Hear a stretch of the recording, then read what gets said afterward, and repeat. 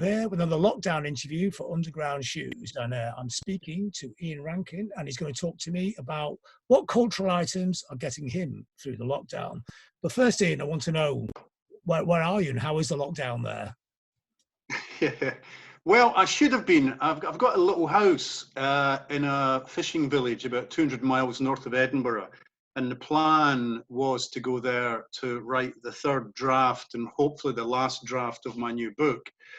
But events got in the way, dear boy, events. And so I'm doing the same thing here in my office in Edinburgh, which is a one-bedroom flat, which I have turned into my office. It's not where I was. When you've met me, John, that house is long gone, and my wife and I downsized.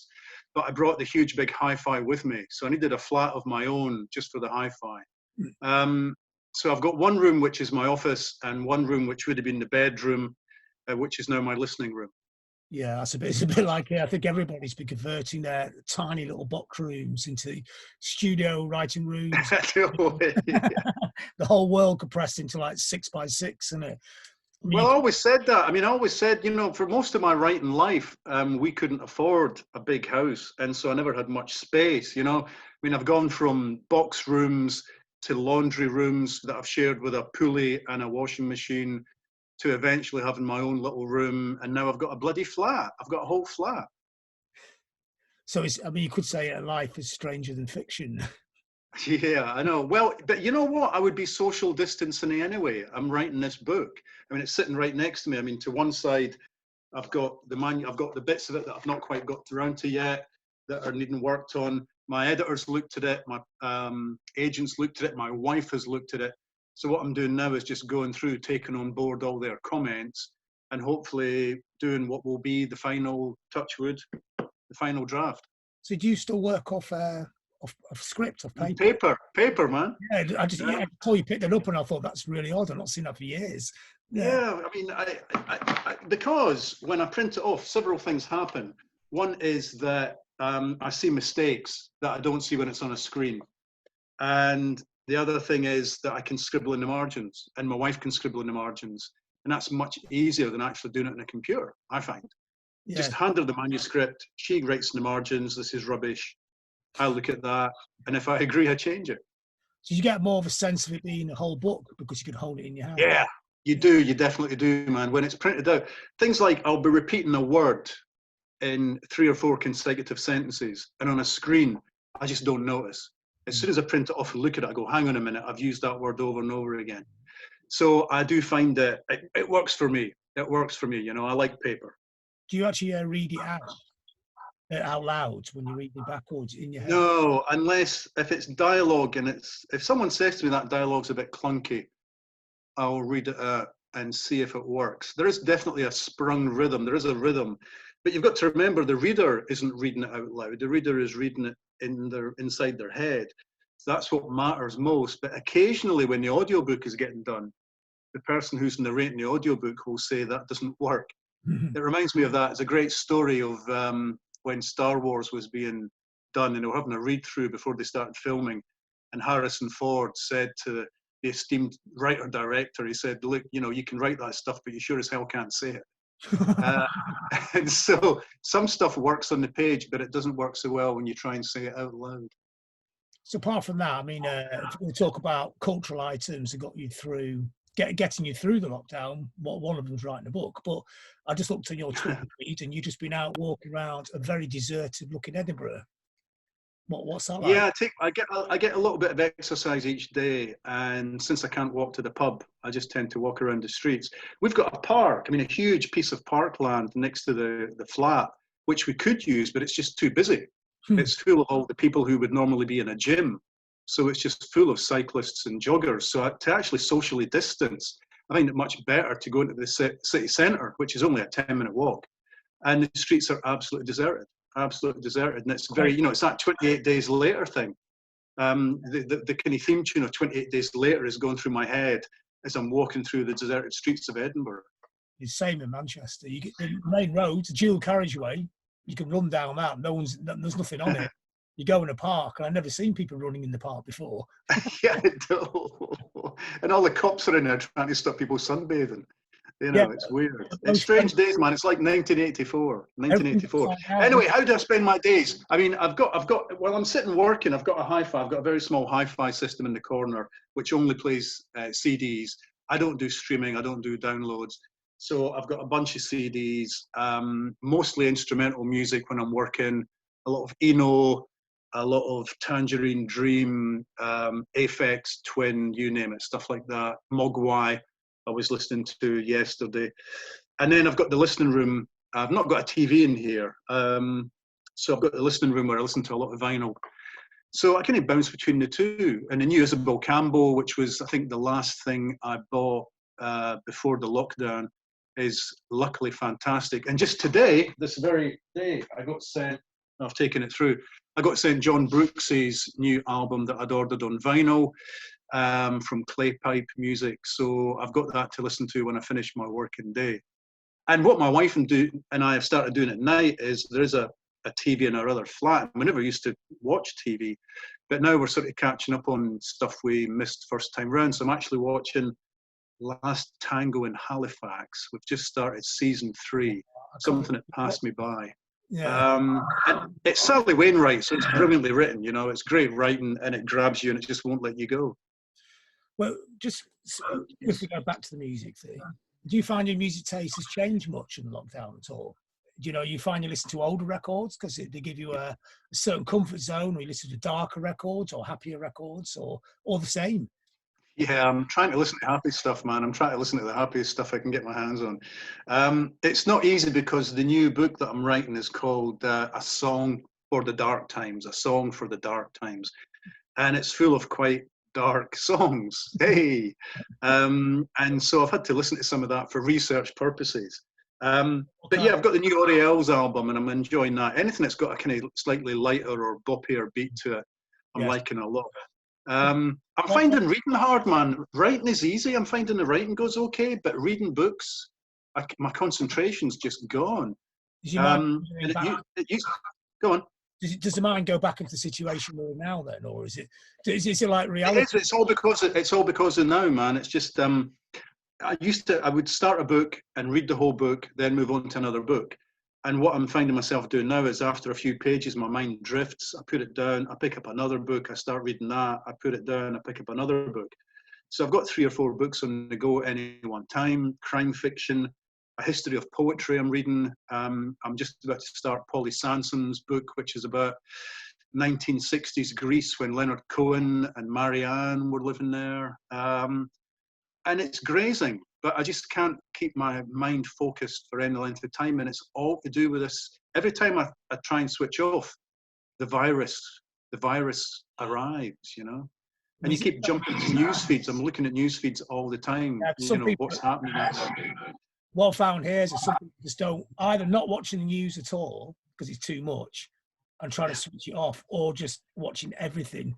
So which camp are you in? Pretty much everything, you know. I mean, I never used to watch the news that much, but I'm watching the 24-hour rolling news. I'll have the 9 o'clock news on, I'll have the 10 o'clock news on, I might go to Newsnight after that. At midnight, I've got the radio news on. I leave the radio on while I'm falling asleep, so I can be waking up all through the night and catching little snippets of news.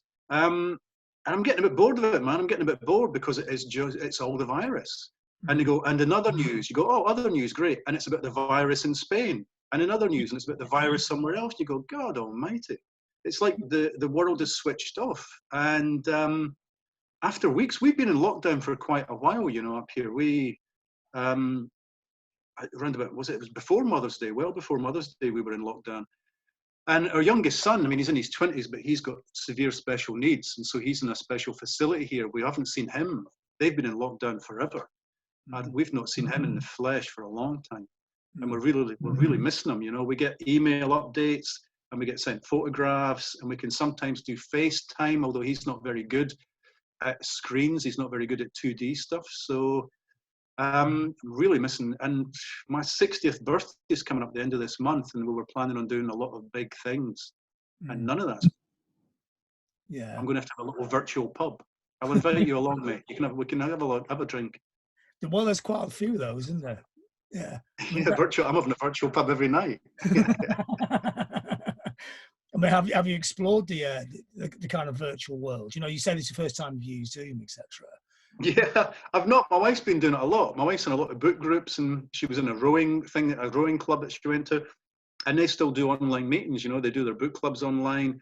She does arts and crafts, so she'll sometimes be doing tapestry, and she'll be sitting, and there'll be 6 other people on Zoom, all doing tapestry, all chatting to each other. Yeah, although I go to pubs a lot, man, I'm not very sociable.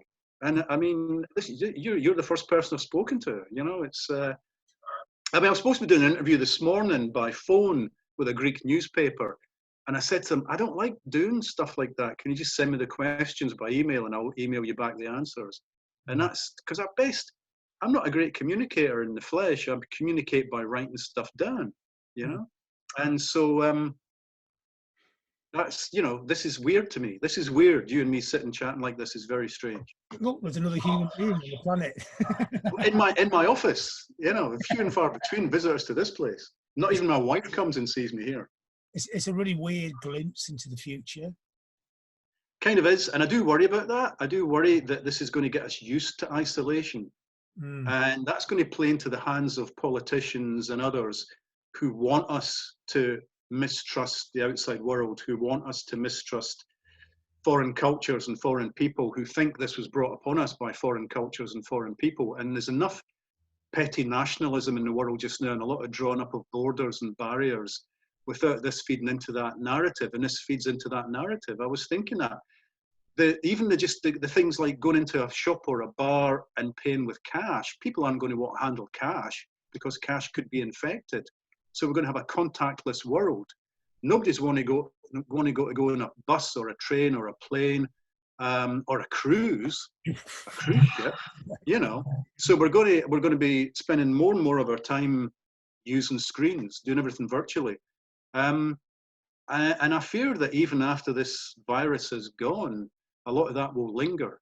A lot of that will linger in people's memories, and it's not going to be very good for us. There's going to be a lot more mental health issues coming around the bend, I think.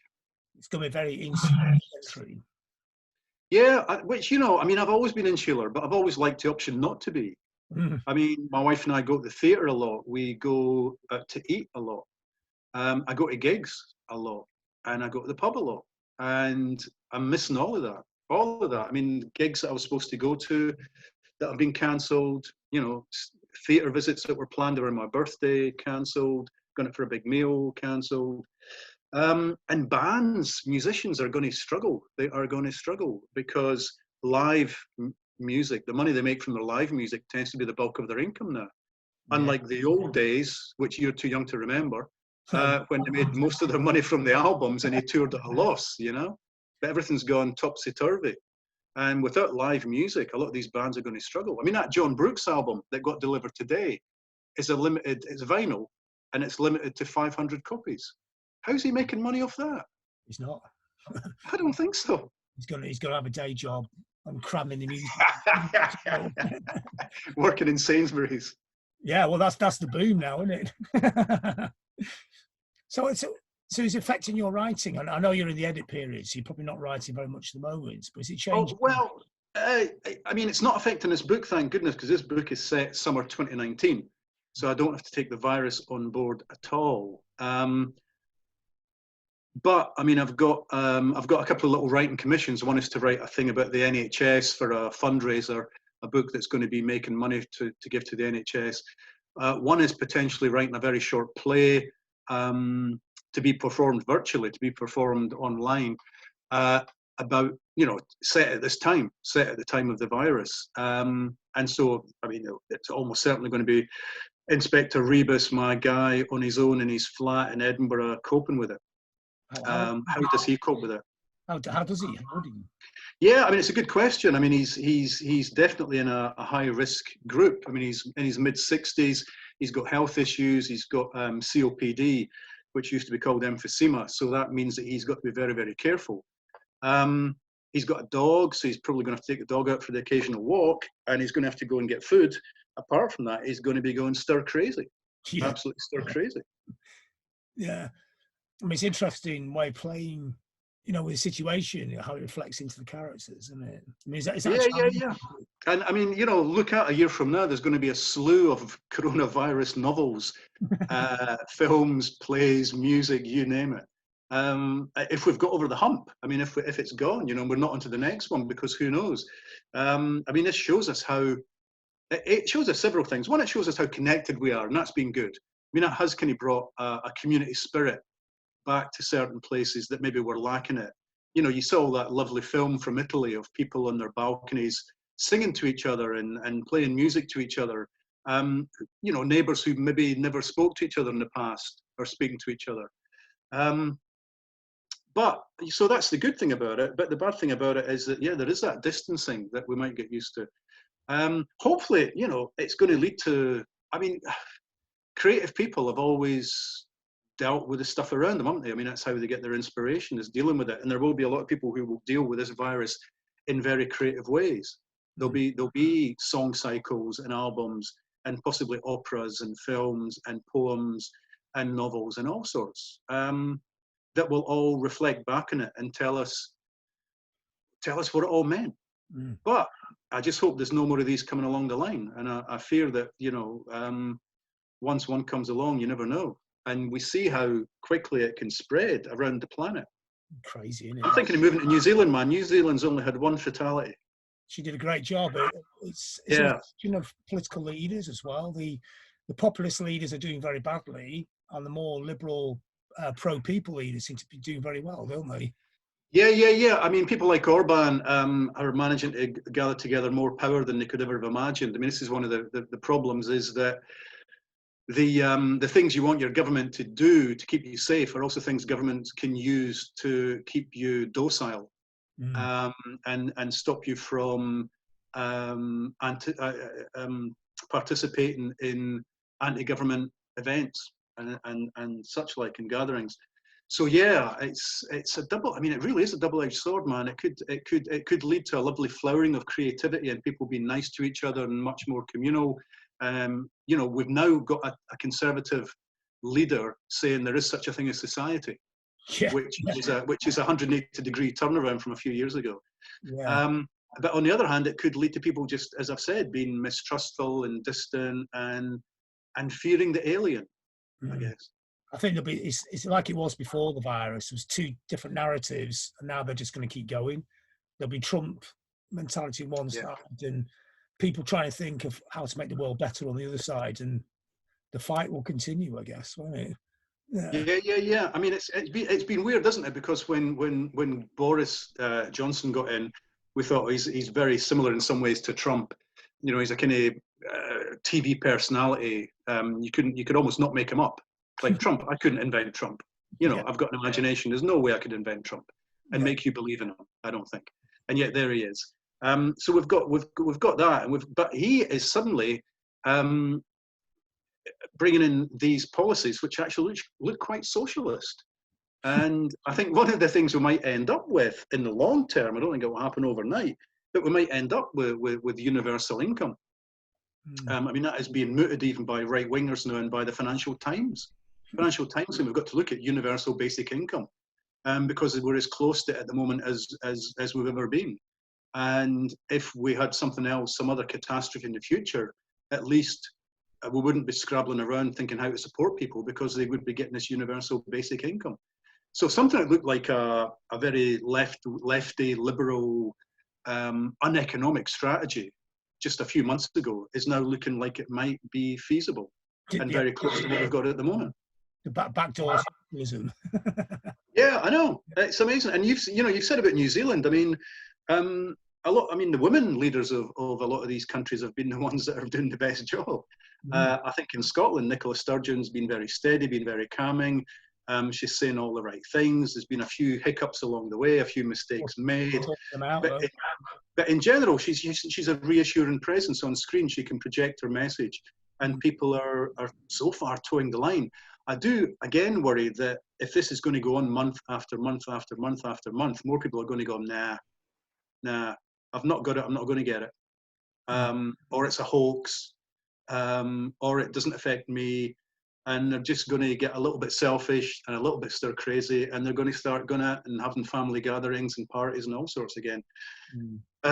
So, you know, who knows? Who knows what's going to happen? Well, they'll have to have a plan to get out, don't they? Even if it's a little inch at a time, you know, like maybe Edinburgh gets out and Glasgow doesn't for a week. You know, it's not everybody all at once, basically. Yeah. Well, my wife and I were out for this little walk this morning, and we happened to be passing by the main railway station in Edinburgh, Waverley Station, and there was a train heading in. My wife went, "Are there still trains? I didn't realise there were still trains running." She said, "We could go to Glasgow." But I think they've got cops down there in the station making sure that if you are getting on a train, you've got a good reason for it. I don't think we'd be allowed a day trip to Glasgow. No. Even if we wanted to. Yeah, it's a bit close. There's no gigs. There's no reason to go to Glasgow. So finally, we'll just get back on the music thing. You talk about the darker songs that you listen to, or part of the new book. What were they? Just a matter of interest. Oh man, that's giving the game away if I tell you that. Okay. Well, there's basically, this is kind of giving the game away a wee bit. There's a mixtape, a CD that Siobhan Clarke, who was a colleague of John Rebus's when they were in CID, she's made for him, and she's given him this CD, which is called Songs for Dark Times, and she tells him it's a mix. There's stuff to make you think, stuff to cheer you up, stuff to calm you down, and stuff to get you dancing. And he goes, dancing? And she goes, well, maybe tapping your feet, because he ain't a dancer. So there's a mix of all kinds of things on there. There's everything from Leonard Cohen and Mogwai. There's some, I think Skids will be on there. A little bit of maybe ska will be on there. It's basically her musical taste, but something she's done to, I don't know, to encapsulate his personality as well as hers on one CD. I think that's what it is. So it's her thinking what he's like, what he would like to listen to, or her version. Yeah, she's not. I don't think she's making him listen to anything that he wouldn't. I mean, one of the songs in it is Black Sabbath's Changes, which is probably more his taste than hers. And of course, the titles and the songs reflect some of the themes in the book. So that's why I'm not saying too much about it. Mm-hmm. And did you start with these songs in the first place? No, because that wasn't originally the title of the book. The original title of the book had the word bullet in it, and my publishers in the UK and the US thought, well, I'm not sure about that. Might put people off. Having a bullet in the title might put some people off, a bit too violent.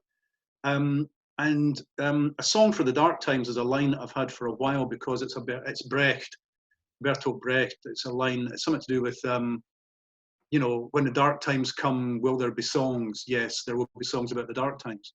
So I've just tweaked that a little bit. And the thing is, you know, back in November when I started this book, that I thought was the dark times. Yeah.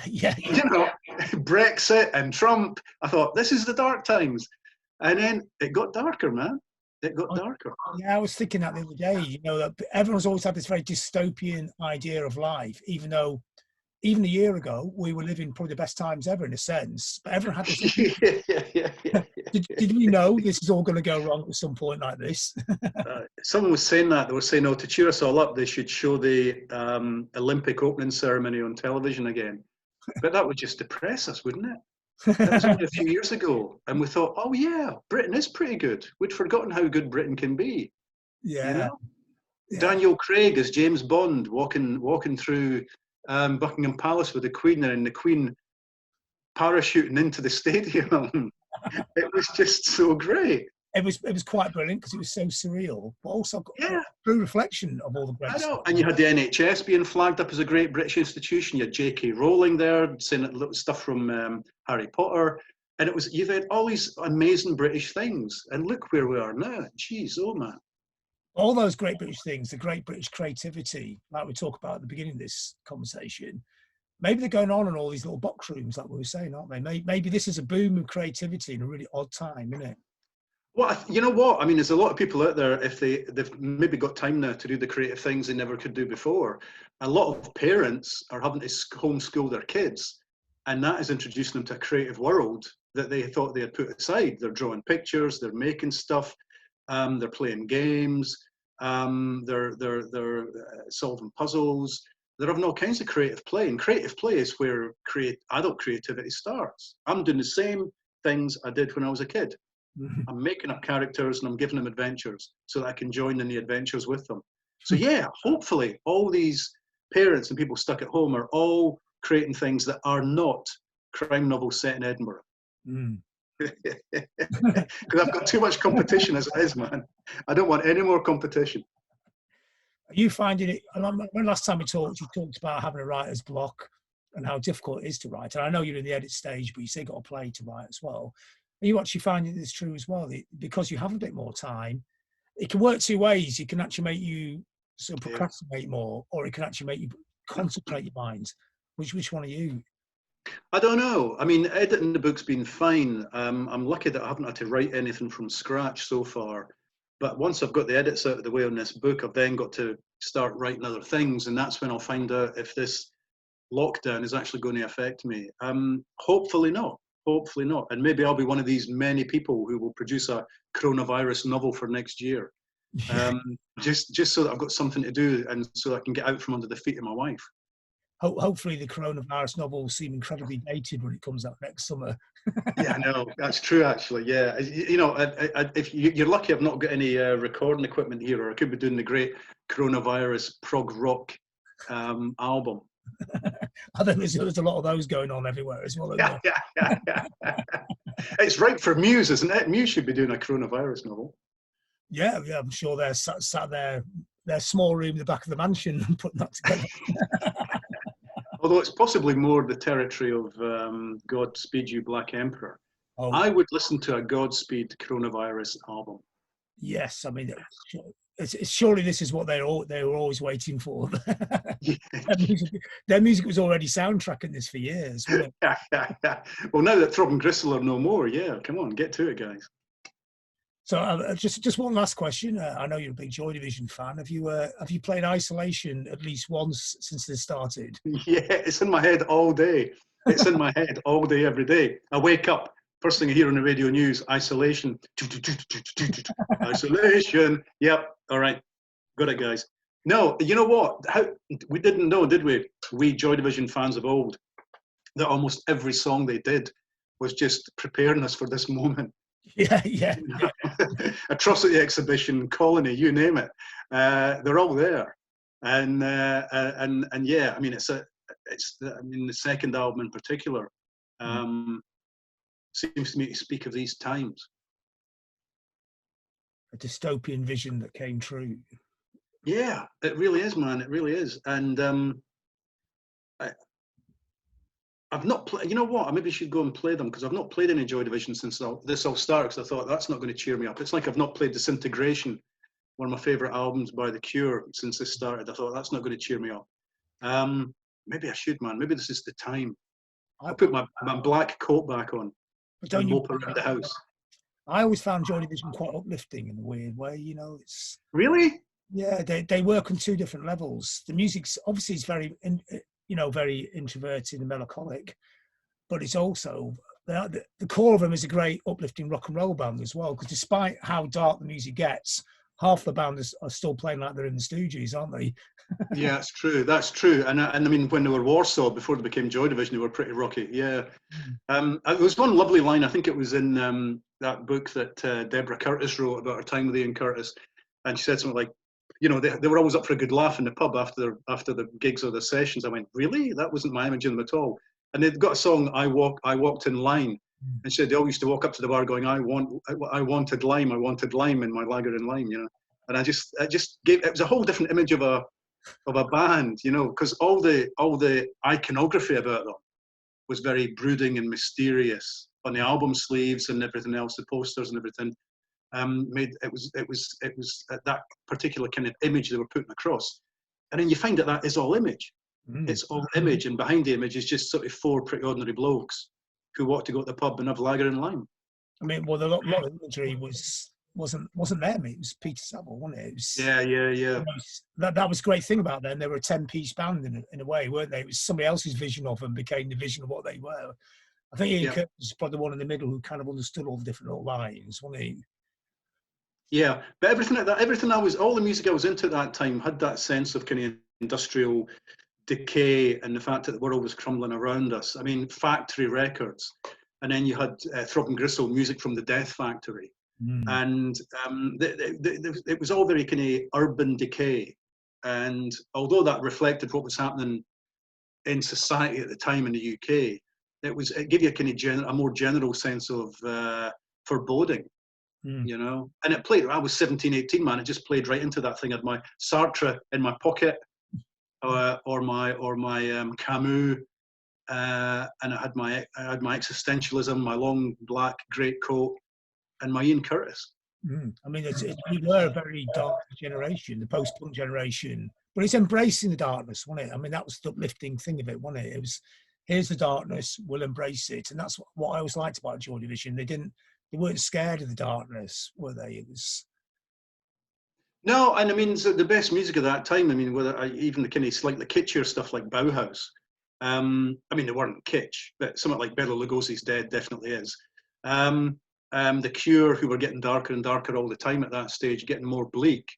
I mean, the Faith was around then, wasn't it? It was the 3-minute pop songs were disappearing from the Cure, and they were starting to get into much deeper, darker territory. And they were all digging down. They were digging down into emotional experience. And yeah, if you were the right age, man, it just caught it. It caught that whole sense that, because I mean, all that Manchester stuff wasn't for me. All that kind of poppy, dropping E and dancing around in your big baggy trousers. No, I was always much more on the kind of Cure, gothy end of things. Mm. And possibly because I couldn't get a girlfriend. It probably had quite a lot to do with it.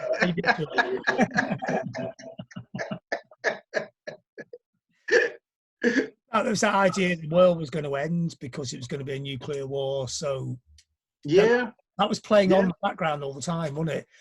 Yeah, I mean, I kept a diary back then, John. I kept a page-a-day diary, and some of the stuff in it, Jesus, I'm surprised I'm still here, man, honestly. It wasn't just not getting a girlfriend. I mean, my mum took ill when I was 18 and died when I was 19. So around about the time I was listening to all this stuff, all this Joy Division, The Cure, Throb and Gristle, you know, bleak stuff was happening all around me, not just in society and in politics, but in a personal level as well. And you know what? I used writing to dig my way out of that. I used writing to try and make sense of the world, to escape from the world, to confront the world. And that became my go-to thing. That was what saved me. And having failed to be a pop star or even being a rock band, because I was in a post-punk band, but we were not very good. Having failed at that, thank God, fiction came along and saved me. Well, it's a similar kind of creativity, I guess. It's harder to do, though, I imagine, fiction. Well, I started off with short stuff. I mean, I would get a top tip. If you want to start off, just try writing a one-page thing, a short story, a reflection, a moment, an incident. And you'll find if it's a good piece of writing or it's a good story, it will take you somewhere else. So a one-page story turns into a 10-page story, and a 10-page story turns into chapter 1. That's great. Okay, Ian, well, I think that's covers the stuff we need for this. Cheers, man. Yeah. So how's the rest of your day going to pan out now then? This is a weird day because I've got a guy bringing me a manuscript at 4 o'clock. It's an unpublished novel by somebody who's now deceased, and they're thinking I might be the person to finish it off because it's not quite complete. So I've got that, which is all under wraps. I'm not going to tell you anymore. And then I've got what have I got? I've got someone else at 7. I've got another kind of phone interview type thing at 7. So today I'm not going to get much of the novel done today. And there it is.